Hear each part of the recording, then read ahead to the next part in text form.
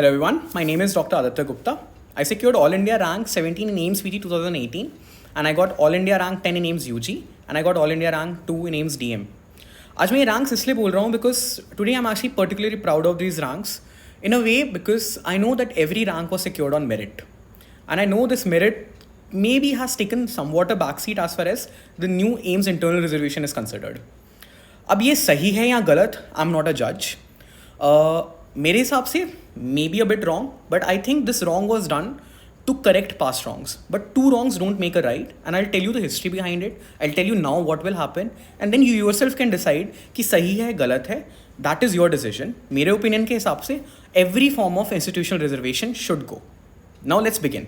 Let me be very clear. I said institutional reservation. Now let's begin कि होता क्या है एक्चुअली में and let's start from the genesis जब हम लोग डॉक्टर बनना चाहते थे.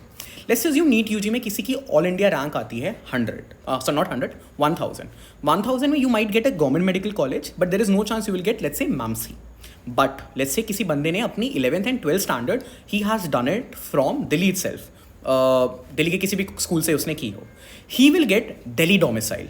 Okay, he will get Delhi domicile and since he will get Delhi domicile उसकी दिल्ली रैंक एक निकाली जाएगी एंड मोस्टली 1000 रैंक जिसकी आती है ऑल इंडिया उसकी दिल्ली रैंक अराउंड 100 होती है क्योंकि ऑल इंडिया उसकी दिल्ली रैंक 100 होती है एंड मैमसी में 100 दिल्ली सीट्स हैं तो उसको ईजिली मैमसी मिल जाता है despite being an all India rank of 1000 just by the virtue of the fact कि उसने 11th एंड 12th दिल्ली से की थी उसको मैमसी आसानी से मिल जाता है. जबकि नीट यूजी में लेट्स अज्यूम किसी ने कोटा से कोचिंग की हो, लेट्स अज्यूम कोई मध्य प्रदेश से हो, लेट्स अज्यूम कोई छत्तीसगढ़ से हो या लेट्स अज्यूम कोई बिहार से हो, उसको अगर मैमसी में जाना है considering it's the top most college that is probably available as far as NEET UG is जब एम्स होता था तब नीट यूजी इज कंसर्न. अभी तो obviously AIIMS is also part of NEET UG.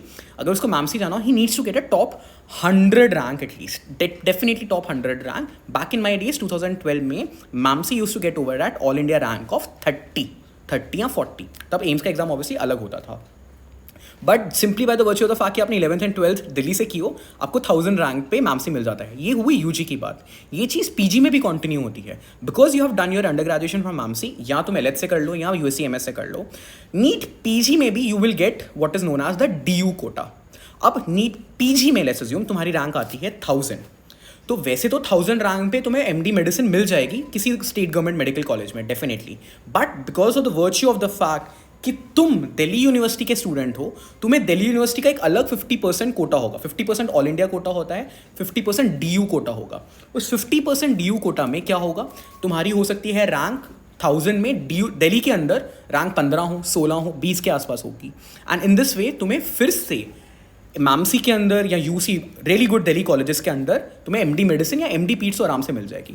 जबकि ऑल इंडिया कोटा से if you want MD medicine और if you want MD peds you need to get a top 100 rank, at least a top 200 rank. Again a bit of an unjustice. ये injustice ज़्यादा दिखता कब है, IPU के form पे या तुम्हें बीएचयू के फॉर्म पे. बीएचयू यूजी के टाइम पे तो ऑलरेडी टॉप 500 रैंक में खत्म हो जाता है या टॉप 600 रैंक में खत्म हो जाता है. बट एमडी मेडिसिन एक बीएचयू का graduate bye the virtue of the fact कि वहाँ पे अगर मान लो 100 सीट्स हैं 50 सीट ऑल इंडिया कोटा से दी जाएंगी, 50 सीट सिर्फ और सिर्फ बीएचयू ग्रेजुएट्स के लिए होती हैं. वो 50 सीट में just by the virtue of the fact उसकी एक्चुअली में हो सकता है 8000 रैंक क्यों ना हो. And this is what I am speaking from facts. तुम last year NEET PG counselling के रिजल्ट्स देख सकते हो. 8000 रैंक पे because of the institutional reservation of BHU you can get MD medicine. MD medicine actually में BHU में तुम करना चाहो तो तुम्हारी रैंक टॉप 500 में होनी पड़ेगी. आईपीयू के फॉर्म में भी सिमिलर है. आईपीयू में तुम्हें लेट्स से रेडियो करनी हो, आईपीयू में लेट्स से तुम्हें सफदरजंग में तुम्हें रेडियो करनी हो या मेडिसिन करनी हो, तुम्हारी ऑल इंडिया कोटा से टॉप 100 रैंक होनी चाहिए. आईपीयू कोटा से इट्स पॉसिबल तुम्हारी 1000 या 1500 या 2000 रैंक भी हो.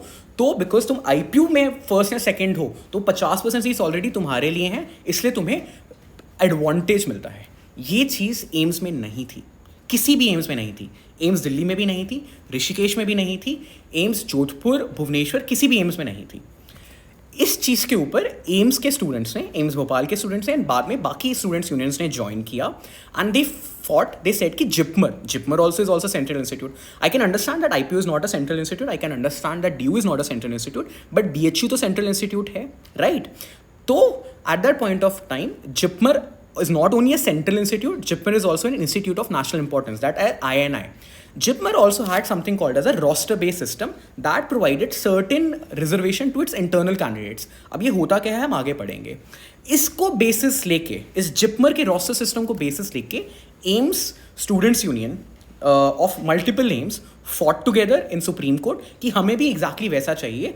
We do not get anything is wrong. Wrong है या नहीं है दैट इज़ योर वो, तुम बताना. मेरे टाइम पे कोई रिजर्वेशन नहीं होती थी. तो जिपमर का उन्होंने फॉट किया and supreme court agreed yes you can follow something as something what JIPMER follows. अब इसके ऊपर ही सारी की सारी भड़क हो रही है कि ये चीज़ है क्या और ये रोस्टर सिस्टम होता क्या है.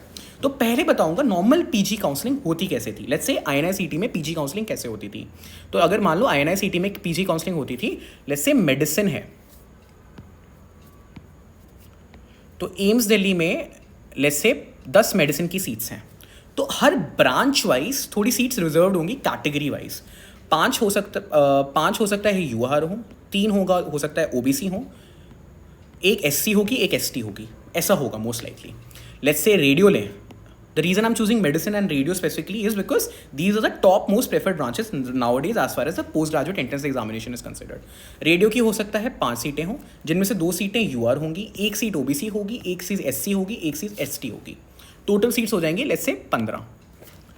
अब किसी की रैंक लेट्स से इसके अलावा हो सकता है किसी सर्जरी में भी ऐसा ही होगा, पीड्स में भी ऐसा ही होगा, ऑब्सगाइनी में भी ऐसा ही होगा, सब में कुछ कुछ होगा. डर्मा में भी ऐसा ही होगा, derma again being a preferred branch. Let's say किसी की रैंक 20th आती है, लेट्स अज्यूम दैट. तो रैंक 1 से पूछा जाएगा उसको क्या चाहिए. रैंक 1 कहेगा मुझे एम्स की रेडियो चाहिए, तो उसको एम्स की रेडियो दे दी जाएगी.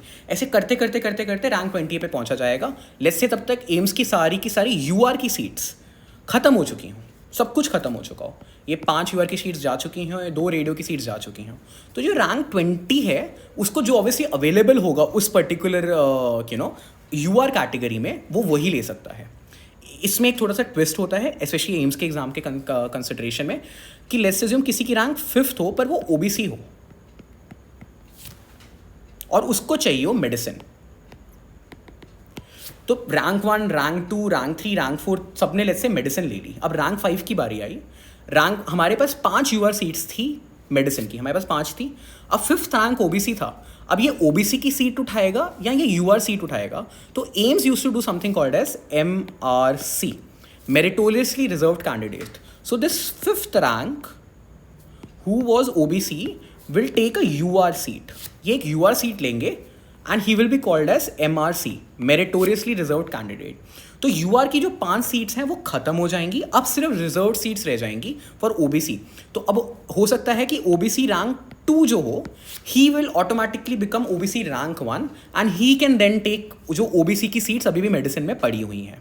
This is obviously valid for radio as well. This is obviously valid for other branches as well. I'm just taking an example of that. तो अब तक एम्स में ये फॉलो होता था, कोई इंस्टीट्यूशनल रिजर्वेशन नहीं थी, कोई वो नहीं था, सिर्फ जिपमर में एक रोस्टर सिस्टम था.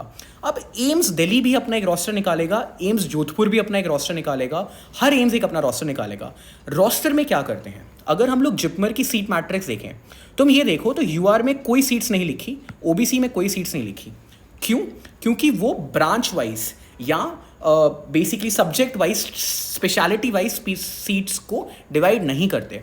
वो टोटल 100 सीट्स को डिवाइड कर रहे हैं 50 यूआर में, 50 यूआर जिसमें से 10 होंगी EWS की, 27 ओबीसी के लिए, 15 SC के लिए एंड 7 ST के लिए. इस 40 यूआर में some seats are given for the institutional candidates. Institute candidates मतलब जिन्होंने अपनी अंडर ग्रेजुएशन जिपमर से की थी. अब यही चीज़ एम्स के लिए भी वैलिड हो जाएगी. और ये रोस्टर सिस्टम चलता कैसे है मैं तुम्हें अभी बताता हूँ. सो लेट्स से सबसे पहले they will ask according to the serial number in roster rather than your ranks. पहले लेट्स से किसी की ओबीसी रैंक 1 आई थी तो वो ओबीसी रैंक 1 से कुछ भी ले सकता था अगर वो इतना मेरिटोरियस था, जो कई बार होता है. In fact there has been time when OBC has topped all India rank. Last time SC got all India rank 4 in AIIMS UG.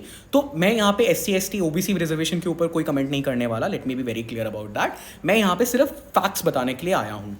तो लेट्स अज्यूम उस समय क्या होता था, लेट्स से वो ओबीसी ऑल्दो ओबीसी रैंक 1 है, ऑल इंडिया रैंक 5 है, वो रैंक 5 से by his virtue his meritoriously reserve candidate होके वो एम्स की मेडिसिन लेट्स से 5 सीटें थी तो चारों ने ऊपर लेट्स से मेडिसिन ली, 5वीं सीट मेडिसिन की वो ले सकता था. पर अगर रोस्टर सिस्टम आता है तो everything will be become according to the roster point allocation. तुम्हारी ओबीसी रैंक 1 के हिसाब से तो हर ब्रांच में जो रिजर्वेशन थी वो नहीं होती, सारी सीट्स एक साथ दे दी जाती हैं और उनको कहा जाता है।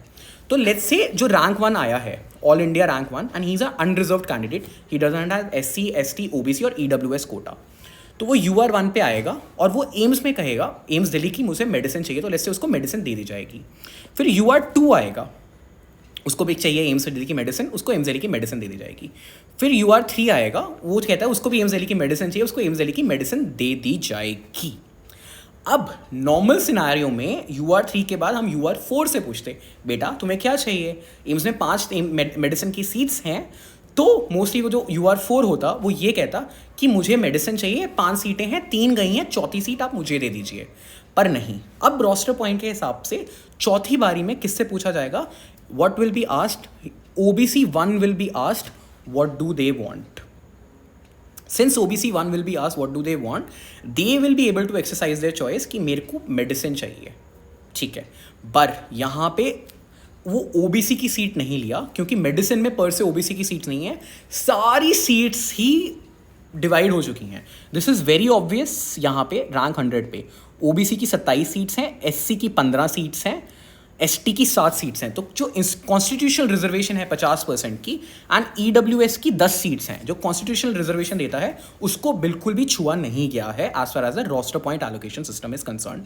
सारी सीट्स को, ब्रांचेस को इक्वल मान के सारी सीट्स को कह दिया रोस्टर वाइज तुम्हें एलोकेट करना है। 27 सीट्स ओबीसी को मिलेंगी ही, 15 सीट एसटी को मिलेंगी ही, 15 सीट एससी को मिलेंगी ही, 7 सीट्स एसटी कैंडिडेट्स को मिलेंगी ही। अब लेट्स अज्यूम कोई ओबीसी 1 आता है, तो ओबीसी 1 विल से कि मुझे मेडिसिन चाहिए, लेट्स अज्यूम ही सेज कि मुझे मेडिसिन ही चाहिए। अब भी मेडिसिन में तुम सोच रहे थे टोटल 5 सीटें हैं, 5 सीटें नहीं होंगी, 5 सीटें सिर्फ यूआर कैंडिडेट के लिए थी जब हम लोग एम्स की 10 सीटों की बात करते थे। अब टोटल 10 सीटें हो जाएंगी, तो there will be 10 seats total and there will be no reservation कि ये 5 सीट उसकी है, तो ये ओबीसी 1 जो है यूआर की सीट ले रहा होगा, नहीं, वो कोई भी, वो एक्चुअली उन 10 में से कोई भी सीट ले रहा है। I hope you are understanding my point. तो लेट्स अज्यूम, वन सेकेंड, उस ओबीसी ने, the person who was belonging to the OBC category, उसने मेडिसिन ली, तो 10 मेडिसिन की सीट्स में से 4 मेडिसिन की सीट्स चली गई। अब यहां पे आता है पॉइंट ऑफ कंटेंशन, जिसपे I think everyone is having an issue. OBC 1 के बाद आ रहा है इंस्टीट्यूट 1। अब हो सकता है कि एक्चुअली में यूआर 4 एम्स अंडर ग्रेजुएट ही हो। इनफैक्ट इस बार INI-CET में all India rank 1 AIIMS under graduate की ही आई है, बट हो सकता है इंस्टीट्यूट 1 की रैंक एक्चुअली में 100 भी हो सकती है। पर अब डायरेक्टली इंस्टीट्यूट 1 से पूछा जाएगा तुम्हें क्या चाहिए। तो मेडिसिन की 4 सीटें गई थी, 10 सीटें पड़ी हैं बाय द वे, नॉट कि 5 सीटें हैं यूआर की, 10 सीटें टोटल हैं, कोई भी कैसे भी ले सकता है।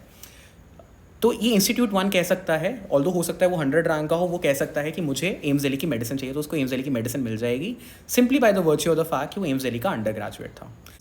इंस्टीट्यूट रैंक के बाद SC rank 1, I am not able to erase this, let me just focus on it. हाँ, इंस्टीट्यूट रैंक 1 के बाद यूआर रैंक 4 आ रहा है। यूआर रैंक 4 को ओरिजिनली मेडिसिन चाहिए थी, वो अभी भी मेडिसिन ले सकता है क्योंकि 10 रैंक पड़ी हुई हैं, उसको 5 की ज़रूरत नहीं थी, 5 सीटों में उसको यूआर में 4 में आने की ज़रूरत नहीं थी, 10 सीटें पड़ी हुई हैं। वो रोस्टर सिस्टम के हिसाब से यूआर 4 अभी भी 6th प्लेस पर है, 4 से वो 6th प्लेस पर आ गया है और उसको लेकिन अभी भी मेडिसिन मिल जाएगी। इसके बाद 7th प्लेस पे शेड्यूल कास्ट की जो रैंक 1 थी उससे पूछा जाएगा कि what do you want. He will say let's say मेरे को रेडियो चाहिए, तो उसको रेडियो की जो लेट्स से 5 या 7 सीटें थी उनमें से सब दे दी जाएंगी, कोई भी एक सीट दे दी जाएगी। There won't be any branch specific reservation. उसके बाद ओबीसी 2 को मिलेगी, फिर यूआर 5 को मिलेगी, फिर ईडब्ल्यूएस 1 को मिलेगी। अगर इस तुम सिस्टम को देखो, so what essentially happens is कि इंस्टीट्यूट कैंडिडेट्स ऑलमोस्ट, इंस्टीट्यूट 11 कहाँ पर है, इंस्टीट्यूट 2 पर है, 17 पे इंस्टीट्यूट 3 है। सो एवरी 6th या 7th पोजीशन पे एक इंस्टीट्यूट का बंदा मिलेगा and AIIMS might follow something similar. AIIMS might follow कि हो सकता है 7th की जगह 8th पोजीशन पे हो या 9th पोजीशन पे हो, तो वो इंस्टीट्यूट से, उसकी इंस्टीट्यूट की एक रैंक होगी, उसके बेसिस पे उसको ये दिया जा सकता है। So this is how the roster system is going to work. This is a very simplified version. I'll tell you why. Let's say किसी की रैंक 10th है आज के डेट में, अगर रैंक 10th है तो यू आर रैंक 10 हो, तो यू आर रैंक 10 के हिसाब से तो यू आर रैंक 10 तो यहाँ पे 33 पे आ रहा है. तो it seems like a lot of injustice. Frankly it does. Yes, I will agree to that. But PGI में, पीजीआई अभी भी आईएनआईएसएस का पार्ट है. पीजीआई में अभी भी कोई रिजर्वेशन नहीं है, सॉरी इंटरनल कैंडिडेट्स के लिए, बिकॉज पीजीआई में कोई यूजी होती भी नहीं है. बट वहाँ पे ब्रांच स्पेसिफिक रिजर्वेशन है. तो लेट्स से UR1 ने एम्स दिल्ली की रेडियो मांगी, UR2 ने एम्स दिल्ली की मेडिसिन मांगी, या कुछ भी मांगा. जो ऑल इंडिया रैंक 10 था वो ऑल दो वैसे UR10 इस रोस्टर के हिसाब से बनेगा. एम्स दिल्ली का एक अलग रोस्टर निकालेगा, जिपमर एक अलग रोस्टर निकालेगा, हर इंस्टीट्यूट अब एक अलग रोस्टर निकालेगा. Frankly it's going to be a lot of khichdi. My point was to explain this to you. सही गलत लोग झगड़ सकते हैं. मेरे हिसाब से there are somethings which are already wrong. The DU quota in my opinion is very wrong. The IPU quota in my opinion is very wrong. It was unfair, yes. It was being followed, yes. मैंने इस पे videos भी बनाई हैं. UG college selection में despite being unfair लोग लेते थे. आप सोचो, आपने यूजी के टाइम पे आपने सेट किया, BHU मिल गया और आपके उसके बाद आपकी लाइफ सेट है. ऐसा ही एक तरीके से होता था. वही चीज़ अब एम्स दिल्ली को भी दिया जा रहा है. एम्स दिल्ली के लिए ऑब्वियसली लोग ज़्यादा पैशनेट होंगे because it is an institute of national importance and it is considered the best institute of this country. This is the reason I said I feel now very proud of my ranks, because I know कि मैंने ये सारी की सारी ranks अपने merit पे निकाली थी. मेरे टाइम पे कोई रोस्टर सिस्टम नहीं था. मेरे टाइम पे कोई ये नहीं था कि मैं इंस्टीट्यूट रैंक 1 हूँ या इंस्टीट्यूट रैंक 2 हूँ या कुछ हूँ. मैं ऑल इंडिया रैंक 17 था. ऑल इंडिया रैंक 17 से मुझे पीड्स मिली थी और मैंने पीड्स ली थी. जब यूजी के टाइम पे भी मेरे पास कोई कैटेगरी नहीं थी, SC ST OBC कुछ नहीं था. मैंने ऑल इंडिया रैंक 10 लेकर आया था और मैंने एम्स दिल्ली लिया था. This is the reason I'm really proud of these ranks today. People can disagree with me on a lot of things, but मेरा पर्पस इस वीडियो का सही गलत बताना नहीं था. मेरा पर्पस इस वीडियो का ये बताना था कि रोस्टर सिस्टम कैसे फॉलो होगा.